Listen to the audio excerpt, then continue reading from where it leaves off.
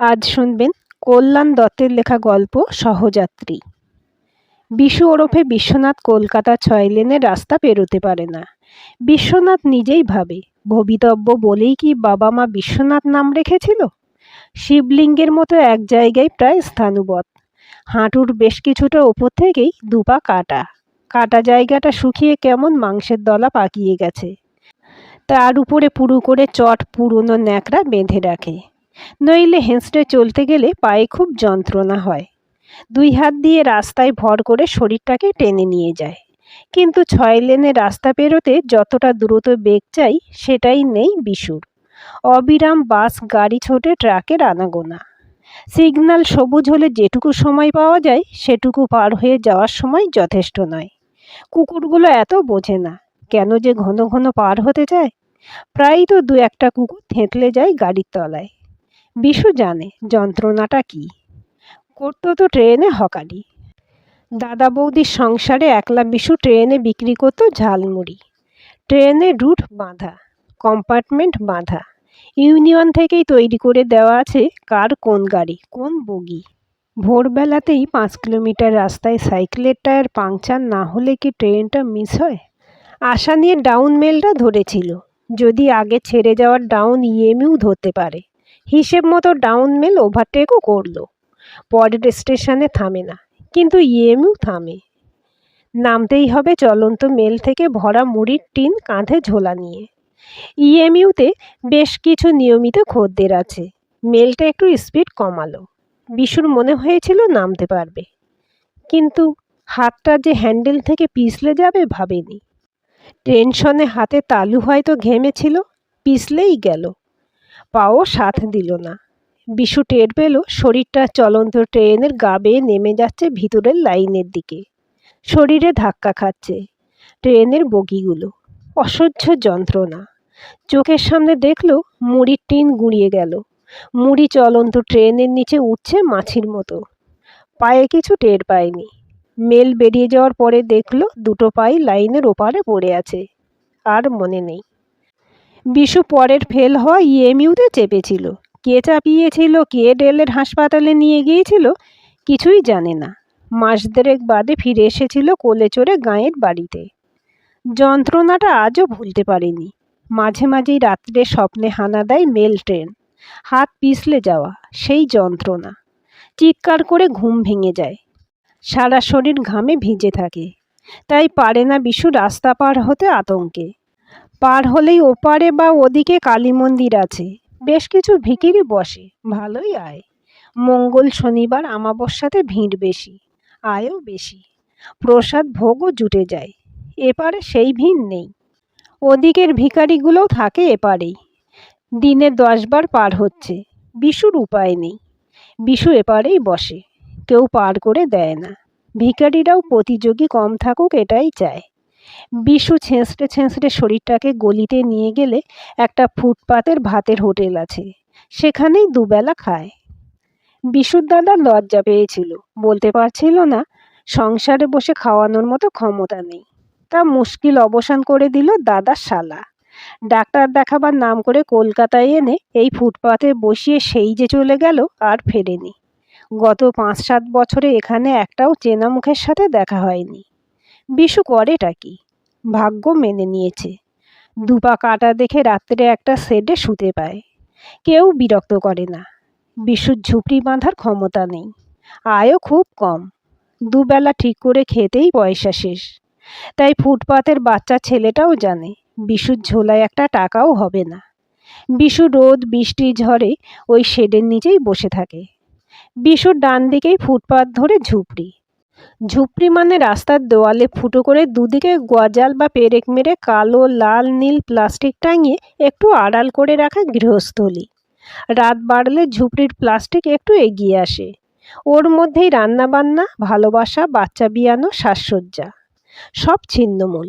সবাই ভিখারি নয়, সম্মানবোধ আছে অনেকের। কেউ বাড়িতে ঝিয়ের কাজ করে, কেউ মুটে। কোনো বাচ্চা অ আ ক খ পড়ে। তবে বাপ মা বেরিয়ে গেলে সব বাচ্চাই ভিখিরি হয়ে যায়। 2-1টা বাচ্চা ঘষা, ধূসর, তেবড়ানো প্লাস্টিকের বোতলে বিশুকে জলও এনে দেয়। ঝুপড়ি বাড়তে বাড়তে শেডের প্রায় কাছে চলে এসেছে। বছরে দু একবার পুলিশ এসে ঝুপড়ি ভেঙে দেয়। দিন কয়েক সব গা ঢাকা দিয়ে থাকে, তারপরে আবার সেই নিজের চেনা পেরেক নতুন প্লাস্টিক লাগায়। অলিখিত মালিকানা সবাই মেনে চলে। বছর দুই আগে সবচেয়ে কাছের ঝুপড়িটা হয়েছে। এক কম বয়সী লোক আর ওর বউ এখানে ঘর বেঁধেছে। লোকটা যেমন লিকলিকে, মেয়েটি তেমনি শক্তপোক্ত, মুখে বসন্তের দাগ। লোকটা জবা জবা করে ডাকে। জবা খাটতেও পারে বোধহয় গাধার মতো। ভোরবেলাতে বেরিয়ে যায়, ঝিয়ের কাজ করে বাড়িতে কে জানে। তার মধ্যে এসে স্টোভে রান্না করে। লোকটা খুব কম কাজে যায়, মাঝে মাঝেই বাংলা খেয়ে হাল্লা চিল্লা করে। তার দু এক ঘা জবার হাতে খেয়ে তবে চুপ করে। জবা যখন এখানে এসে ঘর বেঁধেছিল তখন হারাবার কিছু ছিল না। অল্প বয়সে বিধবা হয়ে মেনে নিতে পারেনি জীবনটাকে। পিছনে লেগেছিল হারাধন, স্বপ্ন দেখিয়েছিল নতুন সংসারের। বাপের বাড়ি শ্বশুর বাড়ি বেগার খাটা আর গঞ্জনা শোনার চেয়ে ভেবেছিল পালিয়ে নতুন সংসার পাতা ভালো। ফুটপাতে এনে তুলেছিল হারাধন। কিছুদিন এই লিকলিকে হারাধনের চেহারা বেরিয়ে পড়ল। কাজ করার মুরদ নেই, ইচ্ছেও নেই, ঘাড়ে বসে খাওয়ার ইচ্ছা। জবা 8 বাড়িতে কাজ করে, তারপরে নিজেদের রান্না। সে গোষ্ঠীর পিণ্ডি যাই করুক না কেন, হারাধন হেদিয়ে থাকে। ঘর নাতানোর বালাই নেই, যেটুকু আছে কয়েক বর্গফুট, সেটাও যদি বমিতে নোংরা করে জবার মাথা গরম হয়। তা লাগিয়ে দেয় দু এক ঘা। বিশুকে প্রথমে নজরে পড়েনি, কিন্তু শিবলিঙ্গের মতো বসে থাকা বিশু বেশি দিন নজর এড়িয়েও যায়নি। ওই শেডের তলায় বসে থাকে ভোর থেকে রাত অবধি। খেতে যেতে দু একবার পাশের গলিতে ঢোকে। সকালে জবা চা বানাবার দরকার হয় না, এক বৌদির বাড়ি চা রুটি পেয়ে যায়। হারাধন বাসি রুটি চেবায়, ফুটপাতের দোকানে চা খায়। সকালে ফুটপাতে বসে জবা চুল আঁচড়াতে আঁচড়াতে খেয়াল করেছে বিশুর হাতের পেশিগুলো। মুখ দেখে বয়স বোঝা যায় না, মুখ ভর্তি দাড়ি, গোঁফ, উস্কো খুস্কো চুল। পা দুটো নেই, কিন্তু সব পুষিয়ে দিয়েছে ওই জোয়ান মদ্য হাত আর বুক। শরীর যখন টেনে নিয়ে যায় হাতের পেশি ফুলে ফুলে ওঠে। এদিকে হারাধন। জবা একটু দীর্ঘশ্বাস ফেলে। জবা নজর করেছে বিশুর নজর খারাপ না। কালো প্লাস্টিকের আড়ালে ভিজে কাপড় পাল্টাতে পাল্টাতে আর চোখে দেখেছে বিশু এদিকে তাকায় না। কতটুকুই বা আড়াল করা যায়। জবা রান্না করার সময় স্টোভে ফুটন্ত ভাতের ধোঁয়ার দিকে কখনো কখনো বিশু তাকিয়ে থাকে। মনে হয়েছে দু একবার বিশুকে কিছু খেতে দিয়ে আসে। তার জবার সাধ্য কতটা। ভাবে মুখ পোড়া হারাধনকে খাওয়ালে শরীরে যদি কিছু লাগে। মিনসে যা আয় করে সেটাই মদে ওড়ায়। তারপরে এসে আরও পয়সার লোভে বসকা বুসকি হাতড়ায়। জবা যে কোথায় পয়সা লোকাবে। জবা দেওয়ালের দিকে তাকিয়ে পয়সা রাখার জায়গা ভাবছিল। এক বুদ্ধি এলো। পাঁচিলের একটা গোটা ইঁটের চারদিকে ছুরি দিয়ে খুঁচিয়ে খুঁচিয়ে কয়েকদিনের চেষ্টায় বের করে ফেললো ইঁটখানাকে। হারাধন না থাকলেই করতো কাজটা। জায়গাটা বাকির সময় একটা ঠাকুরের ফটো টানিয়ে রেখে দিয়েছিল। ইঁট বেরোলে টাকা প্লাস্টিকে মুড়ে ওই গর্তে রেখে দিয়েছিল, আবার ইঁট চাপা দিয়ে রাখতো। বেশ 1000 টাকা জমিয়েও ফেলেছে। ইচ্ছা একটা মোবাইল কেনা। অনেক দিদি বৌদি অভিযোগ করে যে দরকারে জবাকে ফোন করতে পারে না। বিশুর কাজ কি? পথে চলমান লোকের কাছে ভিক্ষা চাওয়া ছাড়া। প্রথমে লজ্জা করত, কাটা পা লুকিয়ে রাখত। এখন ছোট বারমুডা পরে, কাটা পা যাতে সবাই দেখতে পায়। দয়া করে যদি একটু বেশি ভিক্ষা দেয়। জবা একদিন নিজেই এসে আলাপ করেছে, বিশুর ইতিহাস জেনে নিয়েছে। জবার ইতিহাসও বিশু জানে। দু একটা টুকটাক কথা হয়। জবাকে পয়সা দিয়ে মাঝে মাঝে সাবান আনায়, দু একবার বারমুডাও আনিয়েছে। এর বেশি বিশু সাধ্য নেই। বিশু বসে বসে জবার সংসার করা দেখে, হারাধনের সাথে ঝগড়া দেখে। জবার অনুপস্থিতিতে কোনো বাচ্চা জবার ঝুপড়িতে উঁকি মারলে তাকে তাড়ায়। জবা একটু নিশ্চিন্ত থাকে, কিন্তু জবা এটা জানে না যে বিশু দেখে জবা ইঁটের পিছনে টাকা জমায়। গত ভরা বর্ষায় বিশু ভাবছিল যে গলিতে জল জমেছে। অন্যের কাছে যা হাঁটু জল, বিশুর কাছে তা বুক জল। বিশু খেতে যাবে কি করে? জবা বুঝলো ব্যাপারটা। জবার নিজের স্টোভ জ্বলেনি ফুটপাতে। বৃষ্টিতে খোলা আকাশের নিচে রান্না করে কি করে? হারাধন যে কোথায় গিলে পড়ে রয়েছে। এই বর্ষায় মাংস খেতে খুব ইচ্ছে করছে। জবার মনে পড়ে গেল মরে যাওয়া স্বামীর কথা। এই ভরা বর্ষাতেও ঠিক খাসির মাংস জোগাড় করে আনতো, অল্প আনলেও আনতো। জবা চই দিয়ে রান্না করে দুজনে এক থালা করে ভাত খেত। আজ জবা খাবেই, চিকেন খেলেও খাবে। শাড়ি হাঁটু অবধি উঁচু করে তুলে বিশুর পাশ দিয়ে যাওয়ার সময় জিজ্ঞাসা করলো, কি বিশুদা, আজ উপোস নাকি? যাই কি করে, ডুবে যাবো যে। বলে বিশু অসহায়ভাবে হাসলো। বসে থাকো এখানে, নিয়ে আসবো আমি। জবা নিয়ে এলো চিকেনের ঝোল আর ভাত। দুটো কাগজের প্লেটে পাশাপাশি বসে বৃষ্টি দেখতে দেখতে চিকেন ভাত খেলো। বিশুদা, সংসার করতে ইচ্ছে করে না? বিশু নিজের কাটা পায়ের দিকে তাকালো। যে নিজের পায়ে হাঁটতে পারে না, যাকে নিজের লোক রাস্তায় ফেলে দিয়ে চলে যায়, তাকে নিয়ে জবা ঠাট্টা করিস না। বলতে বলতে গলা বুজে এলো বিশুর। চোখের কোণে দুফোঁটা জল গড়িয়ে পড়ল। জবা, বড্ড ঝাল দিয়েছে রে মুরগিতে। হ্যাঁ বিশুদা, তাই, বড্ড ঝাল। দুজনেই অনেকক্ষণ এঁটো হাতে তাকিয়ে রইল বৃষ্টির দিকে। আজ বিশু সকাল 9টায় দেখল জবার ঝুপড়িতে কেউ নেই। এই সময় কেউ থাকে না। ওদিকে অনেক পুলিশ। জেসিবিও এসেছে দুটো। পুলিশ কর্পোরেশনের লোক এসে ঝুপড়ি ভাঙছে। পাঁচিলও ভেঙে দেবে। পাঁচিলের ওপাশে পুরো জমিতে নাকি মল হবে। যে কজন খবর পেয়েছে নিজের নিজের ঝুপড়ি থেকে বোঁচকা বুঁচকি নিয়ে সরিয়ে রাস্তায় রাখছে। বিশুর এসব ঝামেলা নেই। জবা হারাধনের দেখা নেই। বিশুর মনটা ছটফটিয়ে উঠল। বিশু হ্যাঁচড়াতে হ্যাঁচড়াতে নেমে এসে জবার ঝুপড়িতে দ্রুত গতিতে জবার শাড়ি দিয়েই বাসন কোসন বাঁধতে শুরু করলো। মনে এলো লুকোনো ইটের কথা। দ্রুত হাতে কালী ঠাকুরের ফটো সরিয়ে ইট বের করলো। গর্তে হাত গলিয়ে পেয়ে গেল প্লাস্টিকের প্যাকেট। চালান করে দিল বারমুডার পকেটে। ফটো বুকে জড়িয়ে এক হাতে বাসনের বোঁচকা নিয়ে বুকে গড়িয়ে বেরিয়ে এলো ঝুপড়ি থেকে। এক পুলিশ লাঠি চালাতে গিয়েও থেমে গেল বিশুর পায়ের অবস্থা দেখে। বিশু দেখছে ছেঁড়া সাইড ব্যাগ। একটা বোঁচকা টান মেরে ফেলে দিল কর্পোরেশনের লোক। একটা মুড়ির প্যাকেট ফেটে ছড়িয়ে পড়ল রাস্তায়। এরকম মুড়ি উঠতে দেখেছিল ট্রেনের নিচে। বিশুর শরীর জমে বরফ হয়ে যাচ্ছে। বিশু বুকে জড়িয়ে ধরে আছে ঠাকুরের ছবি, অন্য হাতে হাঁড়ি, কড়াইয়ের পোটলা। কেউ একটা লাথি মারতে বিশুর হুঁশ হলো। বিশু ঘষ্টে ঘষ্টে ফিরে এলো শেডের নিচে। আশেপাশে আরও বোঁচকা, ব্যাগ, নোংরা তোশক জমেছে। একটা দুটো টিনের ট্রাঙ্ক আছে। যে যতটুকু পেরেছে বিশুর আশেপাশে জমা করেছে। যে ভিজি এগিয়ে এলো। জেসিবি এগিয়ে এলো। কয়েক ধাক্কায় পাঁচিল মাটিতে মিশে গেল।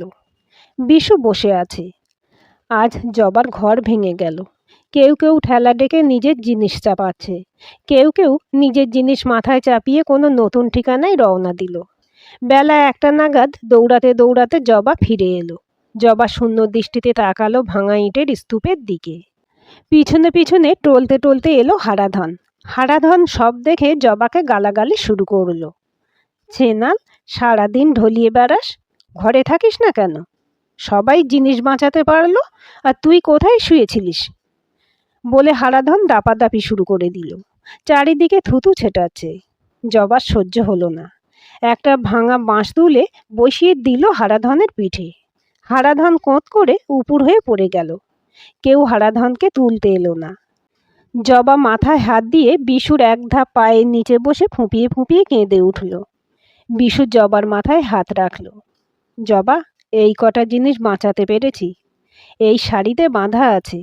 দেখ, এদিকে ওদিকে তোর কোনো পোটলা পাস কিনা দেখে আয়। জবা মুখ তুলে বিশুকে দেখে উঠে এদিকে ওদিকে খুঁজতে শুরু করলো। আধ ঘন্টা এদিকে ওদিকে খুঁজে হতাশ হয়ে ফিরে এলো।